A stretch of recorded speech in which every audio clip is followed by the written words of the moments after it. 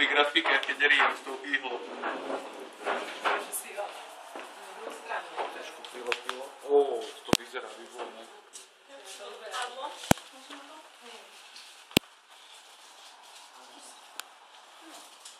Parádne, ne?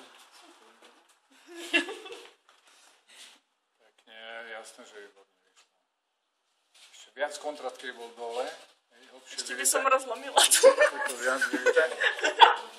Stačí poskakať potom a bude to super. Tu máme lepiace oddelenie. Tu sa to lepí.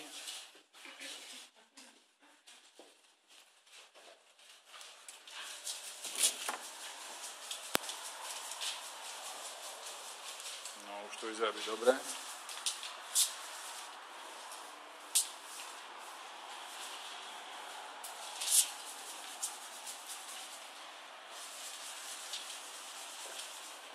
Tu máme výrobňu čistých matríc, čistička, 2 zamestnankyne na polovičný úväzok. 3-hodinový. Za jednu smenu musia vyčistiť 300 dosiek. Toto je farbiace oddelenie, tuto sa normálne farbí všetko. A úplne na konci je tzv. Výstupné oddelenie, vyčisťovacie.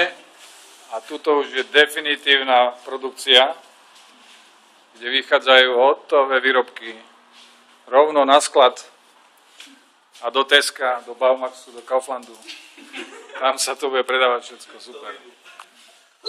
V Lidli sa predá najviac, no, 100%. Najlepšie ceny budú mať.